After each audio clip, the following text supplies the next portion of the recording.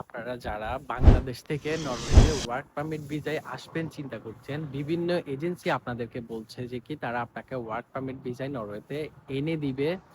বিভিন্ন প্রকার আপনারা যে কনফিউশনে রয়েছেন যে কি নরওয়েতে ওয়ার্ক পারমিট ভিসা হয় কি না, আজকের এই ভিডিওতে আমি নরওয়ের ওয়ার্ক পারমিট সম্পর্কে আলোচনা করব। ভিডিওটি শুরু করার আগে যারা আমার চ্যানেলে নতুন, চ্যানেলটি অবশ্যই সাবস্ক্রাইব করে পাশে থাকা বেল আইকনটি বাজিয়ে দিন। সো প্রথমে বলে রাখি, নরওয়ে হচ্ছে ইউরোপের একটি দেশ, তবে ইউরোপীয় ইউনিয়নের সদস্য নয়। নরওয়ে সেনজেন একটি রাষ্ট্র এবং অসম্ভব সুন্দর একটা রাষ্ট্র, যেটা ইউরোপের নর্দার্ন সাইডে অবস্থিত। এবং নরওয়ে এমন একটি দেশ যেখানে বছরে 6 মাস সূর্য উদিত হয় না, আবার 6 মাস সূর্য ডুবে না। পাশাপাশি প্রাকৃতিক সৌন্দর্য দিয়ে নরওয়ে ভরা। যারা নরওয়ে ওয়ার্ক পারমিট ভিসায় আসতে যাচ্ছে, এই বিষয়ে যদি আমি বলতে যাই তাহলে হচ্ছে বাংলাদেশের অনেক এজেন্সি আপনাদেরকে বলছে নরওয়েতে ওয়ার্ক পারমিট ভিসায় এনে দিবে। আমি বলবো, আপনি যদি একজন স্কিল ওয়ার্কার হয়ে থাকেন, আপনি যদি নিজে নিজে অ্যাপ্লিকেশন করতে পারেন, তাহলে আপনি অ্যাপ্লিকেশন করেন, কোনো এজেন্সি দিয়ে আপনি অ্যাপ্লিকেশন করিয়েন না। এখন আমি এই কথাগুলো বললে হয়তো অনেক এজেন্সির প্রবলেম হবে, কিন্তু বিষয়টা হচ্ছে আপনি একটা জিনিস চিন্তা করেন। আমি এখনো পর্যন্ত নরওয়েতে ওয়ার্ক পারমিটে আসছে এমন কোনো ব্যক্তিকে দেখতে পাই নাই। সো আপনি দেখতে পারছেন কিনা এটা নিয়েও আমার সন্দেহ। যদি কোনো কেউ যদি নরওয়েতে ওয়ার্ক পারমিট ভিসা নিয়ে এসে থাকে, এটা কিন্তু খুবই রেয়ার। সো নরওয়েতে কিন্তু আপনি ওয়ার্ক পারমিট ভিসায় আসতে পারবেন যদি আপনি একজন নরওয়ে, তাদের যে রিকোয়ারমেন্টগুলো রয়েছে, স্কিল ওয়ার্কার হলে আপনি বাংলাদেশ থেকে আসতে পারবেন। এখন দেখা যাচ্ছে বাংলাদেশ থেকে অনেকে আবার বলতেছে ট্যুরিস্ট ভিসায় নরওয়ে আসবে। এখন ভাই, ট্যুরিস্ট ভিসায় বাংলাদেশের পাসপোর্টের যে অবস্থা, ট্যুরিস্ট ভিসায় এমনি সেনজেন ভিসা হবে কিনা এটারও সন্দেহ রয়েছে। সো আপনি নরওয়ে তো অনেক দূরের কথা। এই জন্য আপনারা ট্যুরিস্ট ভিসায় আপনারা অ্যাপ্লিকেশন করতে পারেন, দেখতে পারেন, কিন্তু এই ক্ষেত্রে যদি এজেন্সির হেল্প নিতে চান তাহলে মনে করবেন আপনার একটা বিশাল অঙ্কের অ্যামাউন্ট লস হতে যাচ্ছে। এখন ভাই আপনারা বলবেন, বাংলাদেশ থেকে অনেক এজেন্সি বলতেছে যারা আপনাদেরকে নরওয়েতে এনে দিতে পারবে, তারা এই এভিডেন্স ওই এভিডেন্স বিভিন্ন রকমের প্রুফ দিবে।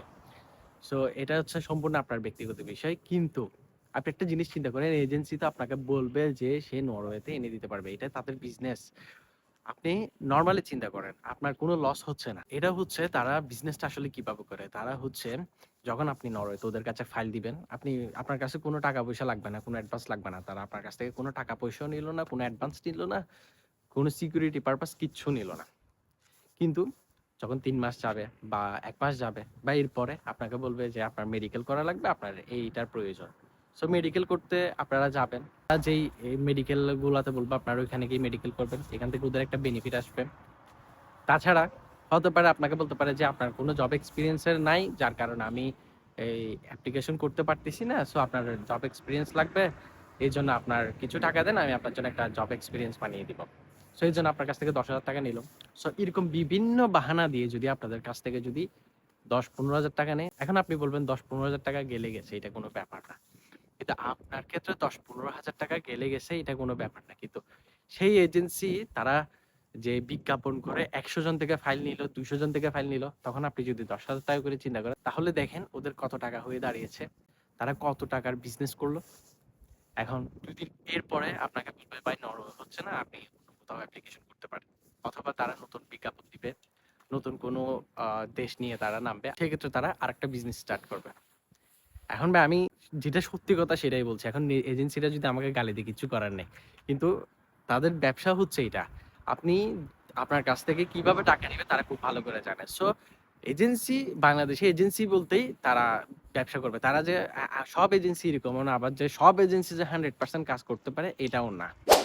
এখানে যারা নরওয়েতে কাজ করে সেটা হচ্ছে ইউরোপের বিভিন্ন দেশ হতে, যেমন বাংলাদেশিরা আছে, অনেক বাংলাদেশিরা আছে, বাংলাদেশে একটা কমিউনিটি আছে, ইউরোপের অন্যান্য দেশের তুলনায় ছোট একটি কমিউনিটি, কিন্তু এখানে রয়েছে, কাজ করছে। কিন্তু তাদের যদি আপনি যদি খোঁজ খবর নেন, তাহলে বেশিরভাগ স্টুডেন্ট আছে, স্টুডেন্টরা যাবে, স্টুডেন্ট ভিসা কিন্তু নরওয়েতে হবে।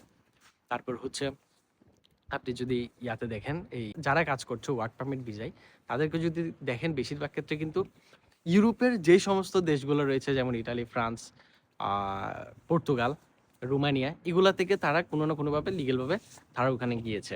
নরওয়েতে যে বাংলাদেশিরা রয়েছে তারা কিন্তু সরাসরি বাংলাদেশ থেকে আসেনি। আপনাদেরকে মিডল ইস্টে যারা রয়েছেন, মিডল ইস্ট থেকে অনেকে বলতেছে কি নরওয়েতে আসতে পারবেন। ভাই নরওয়েতে মিডল ইস্ট থেকেও আসতে পারবেন, কিন্তু হচ্ছে যে আপনারা নিজে নিজে আসার চেষ্টা করেন, কোনো এজেন্সির ফাঁদে পড়িয়েন না। আপনারা যদি নরওয়ে সিলেক্ট না করে অন্য কোনো দেশ সিলেক্ট করেন যেখানে হচ্ছে আপনারা ইজি আসতে পারবেন। আমি বরাবরের মতো আবারও বলছি, আপনারা যারা অ্যাপ্লিকেশন করবেন নরওয়েতে, অ্যাপ্লিকেশন করার জন্য বিভিন্ন সাইট রয়েছে, যেমন ইনডেড.কম, ইনডেক্স, লিঙ্কডইন, এগুলোর থেকে যদি আপনারা একটা ওয়ার্ক পারমিট ম্যানেজ করতে পারেন তাহলে আপনারা নরওয়েতে আসতে পারবেন। যদি আপনি স্কিল ওয়ার্কার হয়ে থাকেন, স্কিল ওয়ার্কার বলতে হচ্ছে যারা প্রফেশনাল কাজের সাথে জড়িত, যেমন ডাক্তার, ইঞ্জিনিয়ার বা এই ধরনের প্রফেশনাল কাজের সাথে আপনারা জড়িত, আপনারা যদি নরওয়ে আসার কথা চিন্তা করছেন, যারা স্কিল ওয়ার্কার, তাদের ক্ষেত্রে আমি বলবো একটু পসিবিলিটি রয়েছে বাংলাদেশ থেকে ভিসা পাওয়ার। তাও যে 100% পাবেন এটা না। আমি সব শেষে একটা কথাই বলবো, নরওয়েতে যদি আপনারা বাংলাদেশ থেকে আসতে চান, এটা কিন্তু 99% ওয়ার্ক পারমিটে আসতে পারবেন না। পারবেন 1% চান্স থাকতে পারে, তাও আমি শিওর না, আমি জানি না। যদি ওয়ার্ক পারমিটে কেউ এসে থাকেন, আমি জানি না, আমার পক্ষে দেখি নাই কাউকে, যদি নরওয়েতে আমার ভিডিও দেখছেন এরকম কেউ যদি ওয়ার্ক পারমিটে কেউ এসে থাকেন বা আপনার কোনো রিলেটিভ যদি এসে থাকে, তাহলে প্লিজ আমাকে জানান, আমাকে কমেন্ট করুন অথবা আমার ফেসবুক পেজে গিয়ে আমাকে মেসেজ করুন। ধন্যবাদ, আজকে এই পর্যন্ত। আসসালামু আলাইকুম।